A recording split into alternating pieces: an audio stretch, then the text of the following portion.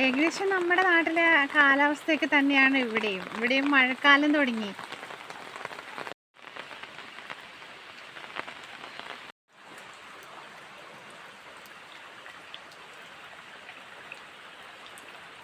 ധാരാളം ഔഷധ ഗുണങ്ങളുള്ള ഒരു ഇലവർഗമാണ് ഇതെന്ന് പറയപ്പെടുന്നു. തകരയില അങ്ങനെയാണ് മാഷിൻ്റെ നാട്ടിൽ പറയുക എന്നാണ് പറഞ്ഞത്. ഈ നാട്ടിലുള്ളവർക്കും ഇത് ഒരുപാട് ഇഷ്ടമാണ്. ഇവരിവിടെ ചട്നി ഉണ്ടാക്കാനാണ് ഇത് പൊതുവെ ഉപയോഗിക്കുന്നത്.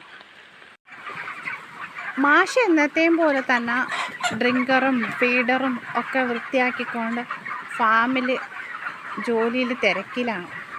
ഇവിടെയുള്ള ടാർപ്പായിൽ കുറച്ച് വെള്ളം ഉണ്ടായിരുന്നു. അതിൽ തവളക്കുട്ടന്മാർ വന്ന് മുട്ടയിട്ട് പോയിട്ടുണ്ട്.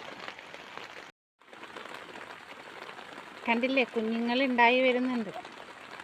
കാലമായിക്കഴിഞ്ഞാൽ ഇവിടെ എല്ലായിടത്തും ഇതേമാരത്തുള്ള വെള്ളക്കെട്ടുകളാണ്. പക്ഷെ ഇവിടെ കൊതുകുകളില്ല. അതിൻ്റെ പ്രധാന കാരണം ഈ തവളകളാണ് എന്നാണ് മാഷ് പറയാറ്. കൊതുകിൻ്റെ മുട്ട കൂത്താടിയെല്ലാം ഈ തവളകൾ കഴിക്കുന്നത് കൊണ്ട് തന്നെ കൊതുകിൻ്റെ ശല്യം ഞങ്ങൾക്ക് ഉണ്ടാവാറില്ല. വലുതായിട്ടുണ്ടാവാറില്ലെന്നല്ല, കൊതുകേ ഇല്ല എന്ന് വേണമെങ്കിൽ പറയാം. ഒപ്പം ഈ തവളകൾ പാമ്പുകളുടെ ആഹാരവുമാണ്. തവളകളുടെ എണ്ണം നിയന്ത്രിക്കുന്നത് പാമ്പുകളാണെന്ന് പറയാം. പാമ്പുകളുടെ എണ്ണം നിയന്ത്രിക്കാൻ മയിലും കീരിയും അങ്ങനെ ഒരു പ്രകൃതിയുടെ തന്നെ ഒരു താളം ഇവിടുന്ന് നമുക്ക് അറിയാൻ പറ്റും. പൊതുവേ ഇവിടെ ഇത്രയും കാടും അതേസമയം വെള്ളമൊക്കെ ഉള്ളതുകൊണ്ട് തന്നെ പാമ്പുകൾ ധാരാളമായുണ്ട്. പക്ഷേ ഏതെങ്കിലും മനുഷ്യർ പാമ്പുകടി ഏറ്റു മരിച്ചു എന്നൊരു വാർത്ത ഞങ്ങളിവിടെ കേട്ടിട്ടില്ല. അതുമാത്രമല്ല, ഇവിടുത്തെ മനുഷ്യർ പാമ്പുകളെ ഉപദ്രവിക്കുന്നതായിട്ടും ഞങ്ങൾക്കറിവില്ല. പാമ്പുകളെ അവർ ദൈവത്തിൻ്റെ സ്ഥാനത്ത് കാണുകയും ഒക്കെയാണ് ചെയ്യുന്നത്.